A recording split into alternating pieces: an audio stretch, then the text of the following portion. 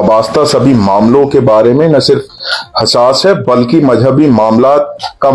एहतराम भी करती है, और इन मामलात में जिनका ताल्लुक लॉ एंड ऑर्डर से होता है और भी ज्यादा सेंसिटिव या मुखलिस रहती है। और हम किसी भी तौर पे इस बात की इजाजत नहीं दे सकते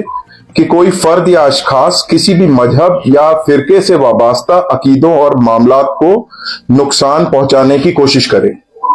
इस मामले में, जो कि हाल ही में जीएमसी श्रीनगर में पेशरफ्त आया है, जम्मू कश्मीर पुलिस ने बरवक्त कार्रवाई अंजाम दी है और केस दर्ज करा है, जिसकी बाजाब्ता कार्रवाई जारी है। मैं आपकी वसादत से आवाम को यह पैगाम भी देना चाहूंगा कि कुछ चंद शरपसंद अनासिर के फैलाए रूमर या मिस्चिफ से बाखबर रहें और कोई भी अफवाह को ना फैलाएं। अगर कोई भी इसकी खिलाफ वर्जी करते हुए पाया गया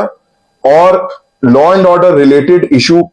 को अंजाम दिया गया तो जम्मू कश्मीर पुलिस उस पर सख्त से सख्त कानूनी कार्रवाई भी करने में कासिर नहीं होगी।